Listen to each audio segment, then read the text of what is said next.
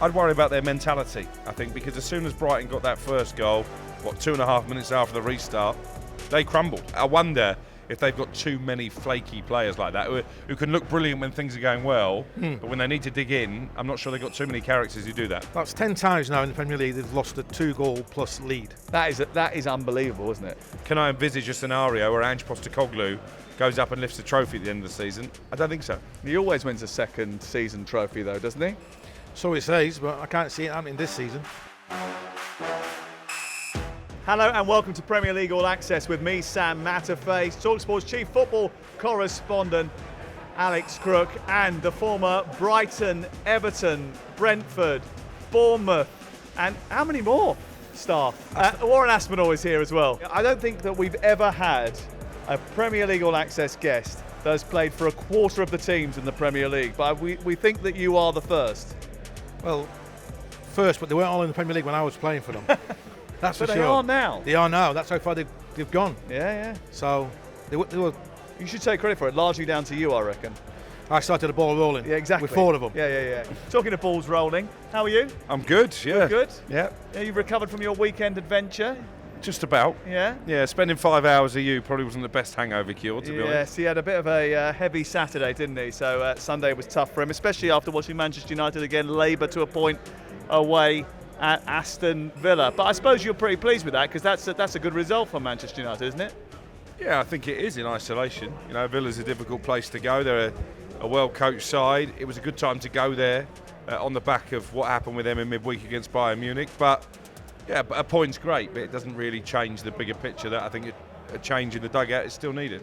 Okay, well, we've got lots to get through over the course of the next 45 minutes or so, including an absolute humdinger here at the Amex Stadium. We'll talk about Chelsea, we'll talk about Arsenal, we'll talk about Liverpool under Arne Slot, who have won 9 of his first 10 games. But the story is at the Amex Stadium. We thought it would be chaos. Of course it was. Brighton 3, Tottenham Hotspur 2 at half-time. Brighton were 22-1 to come back and win the game. How did they do it, Warren? I think the substitution made a difference. Estupiñán coming on. I said at half time I'd take Minter off, but then he changed the game as well, didn't he? So that's why I'm not a manager. But yeah, I think Estupiñán and Mitoma on that left-hand side playing the best football game together, pushing Spurs back. Yeah, well, I mean, they've been a bright start, Spurs. They came out the traps absolutely superbly fast. They could have scored within 30 seconds of the start of the game. They did get 2-0 in front. Brennan Johnson causing problems. Also the pace of Timo Werner on the far side. What happened to them in the second half? I think if I was Ange Postecoglou, and I've got to say, even by his standards, he was pretty downbeat by the end of the game. He spent more time, even than usual, looking at the floor and not making eye contact. I'd worry about their mentality, I think, because as soon as Brighton got that first goal, 2.5 minutes after the restart, they crumbled. And Brighton were much the better team. I agree with Warren. I think the decision to bring on Estupiñán just got Mitoma more involved in the game. But I spoke to Jack Hinshaw afterwards and said, what did the manager say to you at half-time? And he said, well, he didn't really have to say anything because we sorted it out amongst ourselves. It wasn't tactical. We just didn't work hard enough and run hard enough in the first half. So, one, I think that was quite a frank admission. But two, I think that tells you about the character that Brighton have in their dressing room. And I'd be worried if I was a Spurs fan. That's 2 wins in 13, I think now 3 wins in 13 away from home in the Premier League. They've not won back-to-back away games in a year. And I think they've still got a soft underbelly. Okay, let's focus on Brighton, the positives first of all. We will get into Spurs in a little bit more detail in just a second. You watched them every single week. At half-time, I said, this is a team that have had 96 shots in the Premier League before today. Only Manchester City, only Tottenham Hotspur and one other had more than Brighton. They're always capable of creating chances and they always keep you on the edge of your seat. So these results aren't that surprising, are they? Because they can always turn a game. Yeah, I think they can because we will always create chances. We'll always give the opposition chances, but we create chances. So in the first half today, with 2 wonderful chances to score a goal and we didn't even hit the target. So you can go in there and say at half time we created chances, but they created more chances and only taken 2. So I thought we was let off a little bit there. But second half, the spirit they came out with and the willing to run and the hard graft, that's all you needed, a bit of hard graft. I did say in the commentary that we got overrun in midfield, so I thought we couldn't match up. But he didn't change his mentality. The manager is we attack front foot football, and it's superb to watch. We're going to score goals because we play an high line and we haven't got the pace to get back. So they're going to score, but we create so many chances. We can, like against Chelsea, we created chances, but we didn't take them. Just like today in the first half. I mean, obviously, we know what it's like. We all sit here and sort of try and analyse what happened, and both teams love to play a high line, and I think that contributes to an really entertaining game as a result of that. But with Brighton, you always get the feeling that there's excitement just around the corner. You've watched them a lot for a number of years now. I mean, how far has the club come in terms of the amount of entertainment value that they give you on a week-to-week basis? Well, I thought when Graham Potter took over and the football he was playing was entertaining. Then De Zerbi took it to another level, and I think this guy's taking it to another level because the intensity, the front foot football, it's not tippy-tappy football like De Zerbi did and trying to play teams off the park. I think now it's getting the ball quick as forward as possible, and chances will come. And I think the wide players are very important to Brighton and the fullbacks because they can underrun and overlap as well. And you saw that in the second half of the Stupian. He caused havoc down there with Mitoma, underlapping and overlapping. The fullback had a bad time in second half, Porro. And the goals came from the wide players. Minter scoring, Mitoma crossing. So we're always going to have players in that box. If it's 3, 4, 5 players, always when we're attacking. And that's good to see. Okay, you have to get back and you have to work hard. And that's what I didn't see that in the first half. I thought in the first half, players were running off our players and getting in behind and getting in pockets of space. Second half, I didn't see that. They've been famed for their recruitment for a number of years, but Yankuba Minte has done incredibly well since coming into the Premier League. I mean, I know he was on loan last season and this is his first experience of Premier League football, but Newcastle will be kicking themselves that they've allowed him to leave. I think they were when he left. You know, I'm told Eddie Howe was very unhappy about having to sanction that transfer, but obviously it was a PSR issue, and I think Brighton were very clever going into this summer transfer window. They realised there were a lot of clubs who might be under the caution, saw it as an opportunity to strike and to go big. They spent bigger than ever before, and I think it's reaping rewards. They're only a couple of points off the Champions League places now when you look at the table, so it's been a brilliant start. Well, they're higher up the table than Manchester United and Spurs. They are, which is brilliant. Saying that as well, Sam, we dropped 2 points against Ipswich and 2 points against Forest. Yeah. So we could be in the top 4, really. Yeah. No, I certainly think they're a big part of the European conversation, but just on Minte in particular, I think he's still raw. I think he's still unpredictable.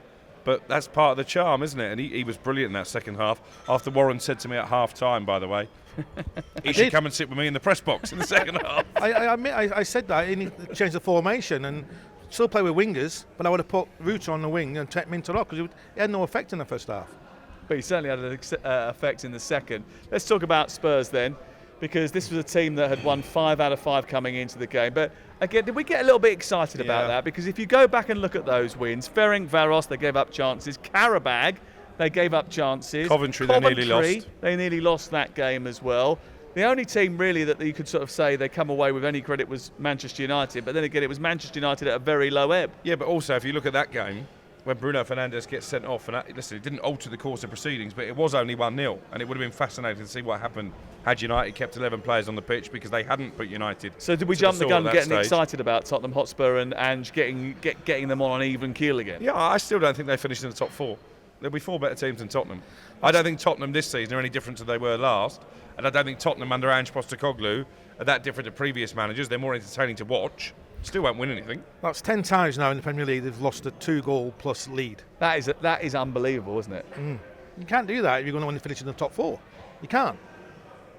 10 times losing a 2-goal lead. Yeah, I mean that's unforgivable really, and you felt for those away fans, but I thought it was quite a telling image at the end as well. Postecoglou sort of ran about the halfway line just staring blankly to the away end.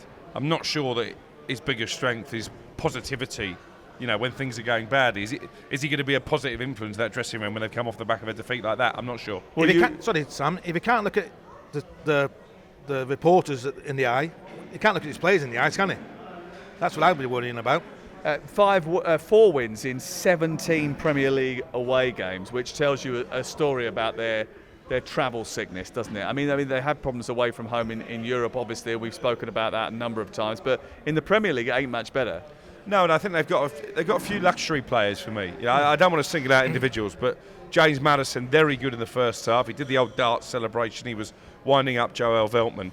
Where was he in the second half? You know, he disappeared when the chips were down. He ended up being taken off. And I wonder if they've got too many flaky players like that who can look brilliant when things are going well, but when they need to dig in, I'm not sure they've got too many characters who do that. Well, the problem with Tottenham is that they may have hit a double in the first half, but Brighton hit a treble. What's the situation then going forward with Tottenham Hotspur? What happens next with them? Because they've still got tough fixtures still to come.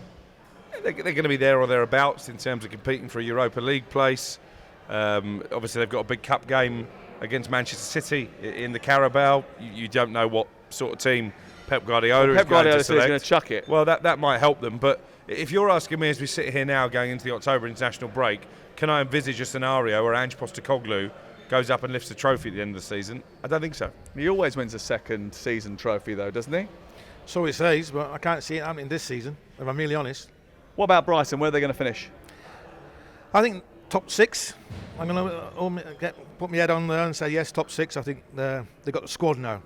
Well, last season, when we had lots of injuries, and I said last season, when our 2 wide players and 2 fullbacks got injured last season, that's where we fell down.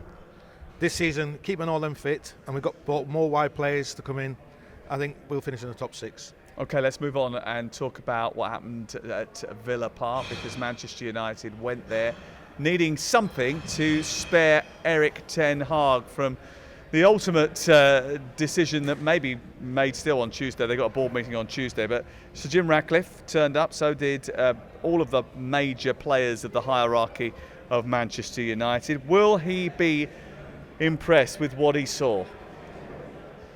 As I said at the top of the programme, I think on the face of it, a point away from home against Villa, another clean sheet, and actually that you take the humiliations out of it, they are starting to get clean sheets away from home in the Premier League. Worst start since 1986-87. Yeah, and that's difficult to argue with that. You know, worst ever season in Premier League history, the season beforehand. And that's why I don't think you can take this result in isolation. Yes, it's a step in the right direction. They showed a bit of character in midweek after an utterly chaotic game in Porto to at least make sure they came away with a point. But do I sit here now and think, well, everything in the garden is rosy? There's images on social media of Marcus Rashford allegedly making derogatory comments about his manager. That doesn't look great. He's left out Martinez and the big money signing De Ligt, and Johnny Evans has got man of the match. I'm not sure that was part of Ineos's long-term plan. Is Erik ten Hag the right man long-term? I think the answer is no. I mean, actually, the fact that the man of the match was scouted and came through the Manchester United youth system is great, isn't it? It shows that it was working 15 years ago. However, I look back at Manchester United's results, just even over the last season or so, right? They've already lost at home to Spurs, 3-0. They've lost at home to Liverpool, 3-0. They lost 4-0 away in April at Crystal Palace.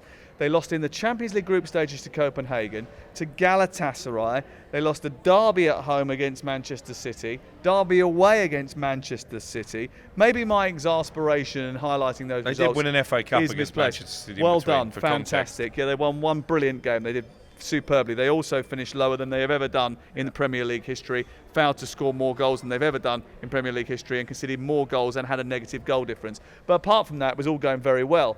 My question is, when was it allowed for Manchester United's standards to get so low? Because you play for Everton, you play for Brentford, you play for Aston Villa, you play for Bournemouth, you play for Brighton. When you go back into history, have you ever seen a Manchester United that were allowed to operate like that? No, but going to Ten Hag now, they're all his signings, what he's brought in. So dropping your 2 centre-halves today, right, and they're his signings, it's a big statement that, to bring in Maguire, who's trying to get rid of, and then a 38-year-old in Evans. Then you drop Rashford against Crystal Palace when he's scored 2 goals in 2 games. Then you take him off Rashford when you drawing 2-2 in midweek. He scored 1 and made 1. The decision-making by the manager is very poor, isn't it? I think. And to give him an extra year's contract or 2 years contract, that's when they should have got rid of him in the summer. Winning the FA Cup, well done. But you have to get rid of him. He's won 2 trophies, okay, he's saying he won 2 trophies. But you need to get rid of him. They're all his signings. So he's not getting anything out of these players, is he? Well, also the other thing is that signings that he has made, Højlund, doesn't look like he's going to score a load of goals. No. He spent a lot of money on him, even though, actually, when you look back over history, he was available for a lot cheaper than Manchester United ended up paying for him. Xerxes, okay, he scored 11 goals at Bologna last year. Brilliant. But is that what Manchester United need at this moment in time? And as much as, listen, I am desperate for Manchester United to do well. I want them to do, I think for the Premier League it will be great for them. But at this moment in time, they seem to be rudderless. Yeah, they are. They lack leadership. They've lacked leadership for a number of years. Under the Glazers, we hope that would change under Ineos. I've got to say, and we said it on this podcast, I don't think they conducted themselves brilliantly in the summer with this sort of beauty parade they were having in terms of potential Ten Hag replacements. I thought Sir Jim Ratcliffe, what he said at the America's Cup he's got last to say week that, was though, pretty weak. He's got to say that, though, because he can't say, oh, yeah, I'm going to sack him next week. He's not. If he's asked a question like that, he's going to have to try and deflect. He could have said, we'll make a decision as a football club as opposed to, it's nothing to do with me, Gov. So I think maybe. that was weak as well. You talk about the signings. Ten Hag supposedly didn't have as big a say in signings this summer as he had previously, but there's still a lot of links to the manager. They've got themselves in a mess. And I don't know what the obvious answer is. I know there's been rumours of Inzaghi coming in. He doesn't speak English, so I think that's a complete non-starter. I'm not sure where that story's really come from. We wonder about Gareth Southgate. You've always had a suspicion, as I have, that maybe that could be the way forward. I don't think they've ruled out Ruud van Nistelrooy potentially replacing him, at least on an interim basis, but then you've got echoes of Ole Gunnar Solskjaer. So it's a really difficult decision. But if you're looking at the last year or so, it's actually quite an easy decision. And a 0-0 draw at Aston Villa on the back of a big Champions League game for them shouldn't really sway the decision-making process. But then it shouldn't have swayed their decision-making process that he won the FA Cup, because if you are sensible and view it in the round, it hasn't been adequate anyway. So they should have made the decision this summer. They should. The only, as I said to you before, the only reason I can justify their decision in the summer is because they're waiting for a target who wasn't available in the summer and is available in the early part of the season. If that's not the case, then ultimately I can't understand that decision. But let's just see what happens over the next few months. Here's a question for you. Ruud van Nistelrooy has been linked with the interim job. As a player in the dressing room, when that happens, the assistant manager becomes the boss. What's the reaction of the players? I think it's just the same. I think he has to be the main man then, and he will be the main man because he'll be making his decisions. But do they feel like, hold on a second, you were part of it anyway, or you've betrayed him, or you've stabbed him? Do they feel like that, or do players not care about it, and actually they're just like, okay, whoever's in charge is in charge? Well, I think Ten Hag's thrown a few under the bus, hasn't it, lately? So he can't throw any more under the bus what Ten Hag has. That's my point of view, anyway. Look at Anthony, 85 million. Where does he these days? He can't get in the squad, can he? It's just bizarre how much money they're given to spend. I think the United bench today was worth something like 436 million. Yeah. Still probably less than Chelsea's, maybe. But at least Chelsea look like they're upwardly mobile in terms of the league table. Yeah, so I think you have to go and start from scratch. They started from scratch with the interim, all the boys, the scouts and that. I think you have to start from scratch with the manager. You can't. That's my point of view. So I suppose from that perspective, you've got to take into consideration that whatever the next move is they're going to make is going to be one that they're going to settle on, or should settle on, for the longer term rather than the shorter term. So if they do take their time in getting that right, then that's the right thing to do, because the next step is the biggest one, and then it will be incremental steps from there. Well, I think you've highlighted another problem inadvertently, because from what I understand there is a lot of support amongst the likes of Dan Ashworth and Sir Dave Brailsford that Gareth Southgate could be the man. I'm not sure at this stage that Jason Wilcox and Omar Barada are necessarily on that same pace. Are we saying there's a split in the boardroom already? You've got a split there in terms of which way they do go. So all that does is just feed into the uncertainty amongst the supporters, amongst Ten Hag himself, and in a dressing room, which, let's be honest, these are a group of players who don't need too many excuses to down tools. Well, look, we've seen it over the course of this season that, the lack of clarity from above breeds to a lack of clarity in the dugout. I mean, I've mentioned it to you before that Ten Hag, for me, worries me, because when I asked him the other week when we were discussing a defensive issue against Liverpool, for example, and he said, "Oh, yeah, we didn't do what we were supposed to do in both boxes. We didn't defend well enough." I said, "Well, what was it that you did wrong?" And he said, "Oh, it's too complicated to explain." And my view on that was, if it's too complicated for you to explain to me, how complicated are you making it for the players as well? Well, I think it's talks in middles anyway, doesn't it? He's talking about defence and he's talking about attack, and he's all over the place. I saw him yesterday with a flat cap on and a rucksack. I thought he was going mountain climbing. How can that be the leader? How can he be your leader? Please. Well, I don't know who will be the Manchester United leader for much longer. They drew 0-0 against Aston Villa on Sunday. The other game on Sunday was Chelsea 1, Nottingham Forest 1. It all got a bit spicy in this game, didn't it? Kicked off. Nicholas Jackson ended up slapping someone. Yeah. There was a red card for James Ward-Prowse, of all people. But Nuno Espirito Santo quietly has done a very good job at the start of the season. Yeah, he has. I think you and I both tipped Forest as potential relegation candidates. Why do we keep bringing that up? We made a mistake, all right? But they've gone away to Liverpool and won. They've gone to Chelsea and got a decent point today. So, yeah, I think in terms of surviving in the Premier League, absolutely no problem at all. I think Nicholas Jackson could be in trouble for that melee. You reckon? Yeah, I think I the think you FA might be right. may well punish him for that. I feel a bit sorry for James Ward-Prowse because he slipped and sort of instinctively tried to grab the ball, but it was handball. It was a second yellow card, and we're at Brighton, aren't we? We should talk about Robert Sanchez, who actually has made a couple of really decent saves. Otherwise, Forest could be talking about another famous win at Stamford Bridge. They won there last year, didn't they? Well, Chelsea have shown some great resilience, actually. If you go back in the last 22 games, they've only lost 2 of them in the Premier League, which is pretty impressive. Yeah, it is. And last week, when I was at Stamford Bridge, they destroyed Brighton with that eye line. And the chemistry between Cole Palmer and Jackson was brilliant. But the wide players, again, I mentioned the wide players, the pace of them guys, they caused Brighton all problems all game. And it could have been 6 or 7 that day. But Brighton still created chances. And I think against Chelsea, they're not the best defence. Going forward, again, another side who are attack-minded, front foot football, and they'll always leave the gaps open at the back.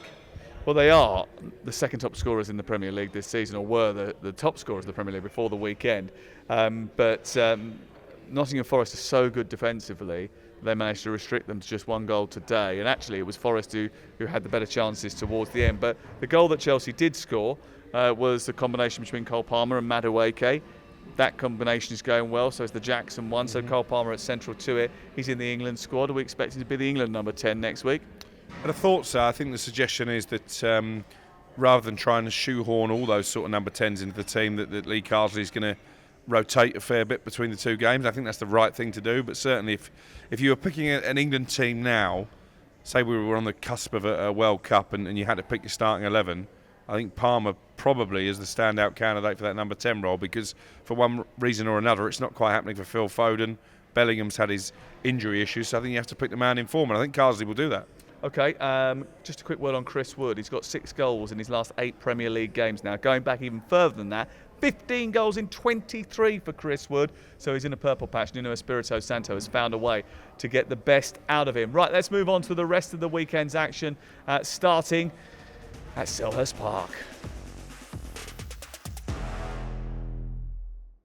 It's 9 wins in 10 for Liverpool as they beat Crystal Palace by 1-0. It's a game that they had in the palm of their hand. They dominated it for 70 minutes before leaving the door ajar, and Palace should have got back into it. Yes, there's many chances for Liverpool before that. They should have converted. Salah, Jota, both guilty, but Palace should have had a penalty. Yeah, they should. Pretty clear one for me. Van Dijk on Mark Gahey. I understand the argument that maybe he wasn't going to get there, but Van Dijk obviously thought he was going to get there. Well, exactly. So Geography's not. Maybe not I don't listed understand in the argument. No, but was it Dean Ashton who was saying that actually it's an unwritten rule in football that geography does count amongst players? That maybe you accept the fact that a foul's not going to be given in the box when it would have been elsewhere. I spoke to several officials yesterday. I read Keith Hackett and Mark Halsey in the paper this morning. Everyone is of the same opinion that should have been a penalty. What were you thinking? Yeah, I think it's a penalty. But that's what the inconsistency of referees, isn't it? The 1 week you get them, next week you don't, and that's poor refereeing for me. And it's a chance for Palace to get the equaliser. Yeah, what I didn't understand is why the VAR didn't look at it. again, as Warren says, inconsistency. I mean, we had an issue, we've not spoken about it at Villa Park, where Marcus Rashford should have been sent off for a second yellow card. You look at he was lucky not to be Declan sent Rice off getting sent off against Brighton for 2 bookings, Leandro Trossard getting sent off against Tottenham for 2 bookings, and I guess Mikel Arteta's frustration will be, well, why is it one rule for us and another for other teams? So they've got to sort that out. In terms of Liverpool switching off during games, that is a little bit of a concern, because they did it in the Champions League in the week as well, a little bit, and also allowed Bologna back into it as well. You know, that is something that's been sort of dogging them. And Virgil van Dijk spoke about it before the game, saying, look, the Wolverhampton Wanderers game, that was, and actually Arne Slot, when I spoke to him after the game yesterday, he said we were better today than we were again in the Wolves game. The Wolves game, we switched off and we opened the door for them again.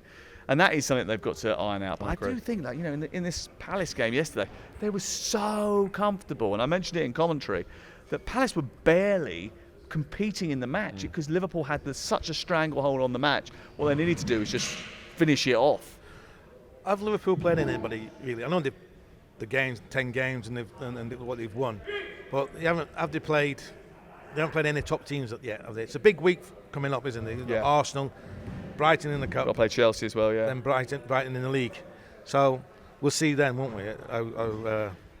I don't think any Liverpool fans are getting too carried away, but I also think they're going under the radar a little bit as well. People can't forget just how consistent they've been at the beginning of the season. And Arne Slot, to walk into a team like this and manage to keep them ticking over. At the end of the season, obviously, they fell away from the title race. This season, they've started by throwing down their hat and saying, we're in this as well. They're still not exactly the entertainers, though, are they? They were under Jurgen Klopp.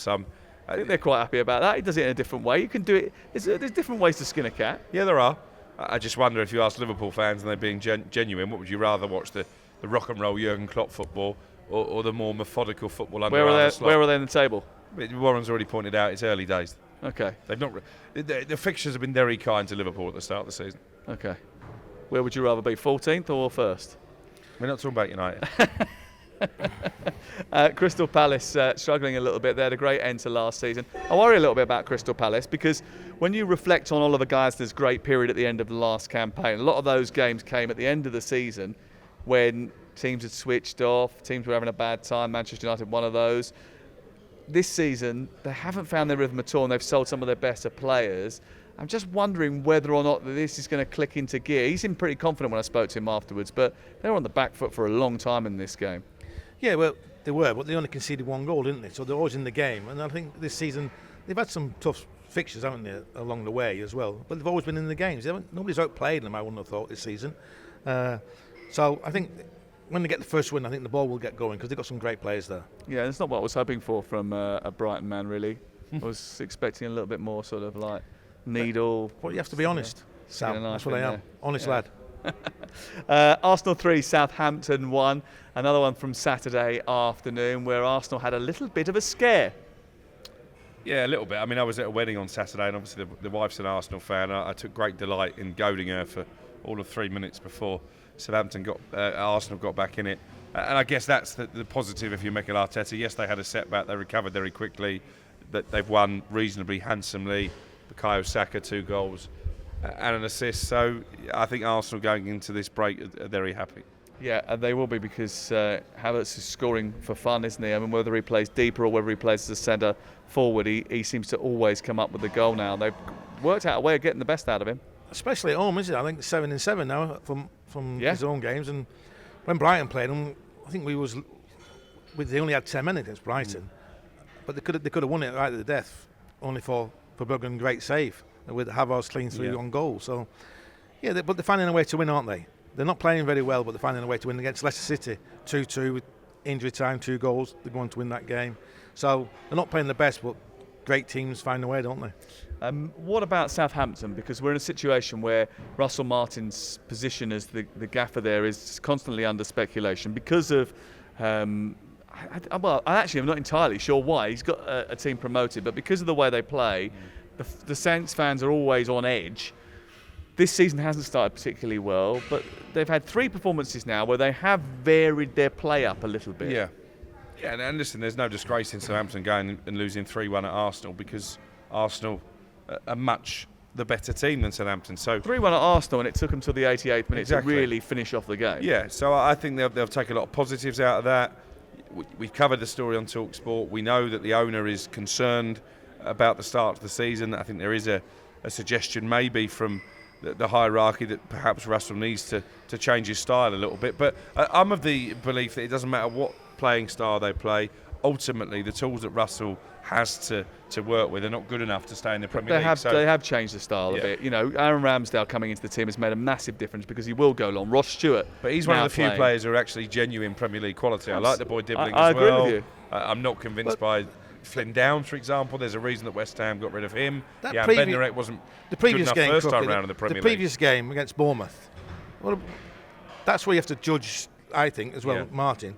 They were poor in that game. Very poor, but then he throws the team under the bus after the game. He starts the game with no striker. You're not playing Arsenal or Liverpool and you're defending for your lives. You need to go there and attack. That was a strange team selection. Yeah. I think he admitted that afterwards. I spoke to him after that game and he said, I got it wrong. He got it wrong, but he said about his players not running hard enough and that. You need to protect your players, don't you, surely? Get them on your side. He should have come in and said, like, my fault, my decisions. I should have played with the strikers, but he didn't.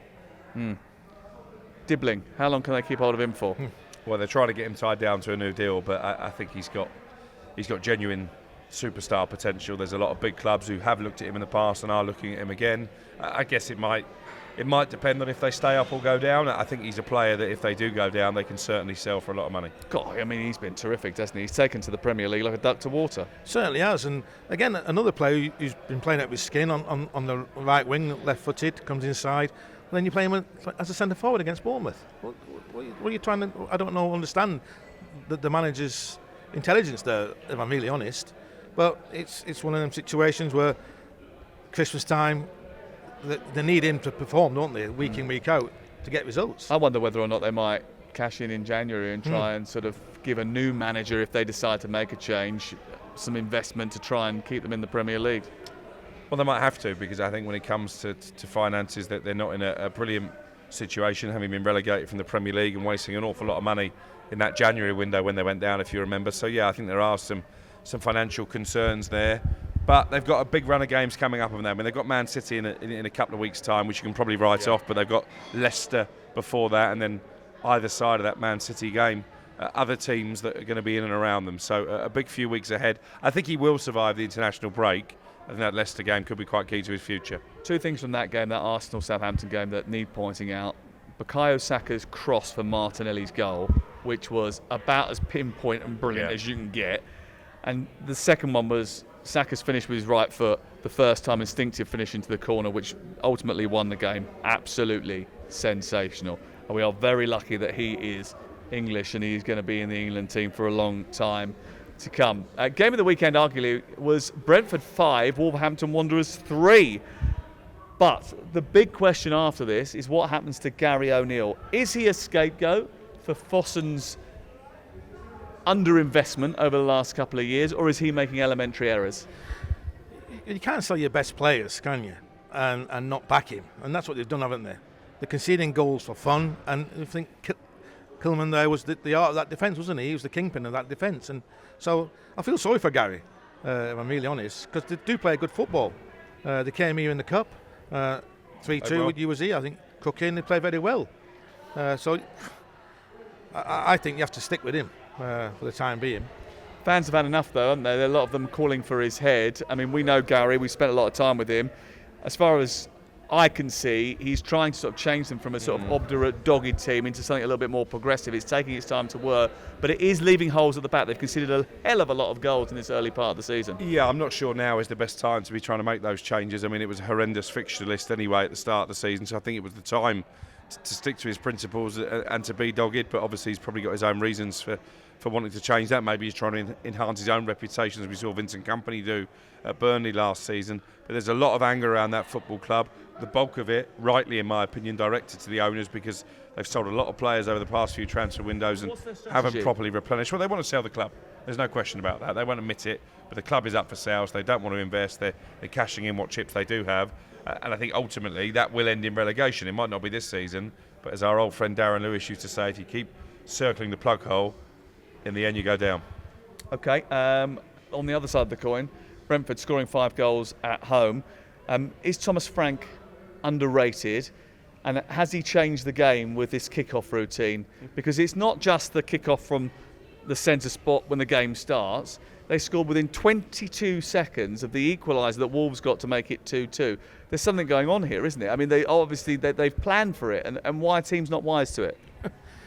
Well, it's clever, isn't it?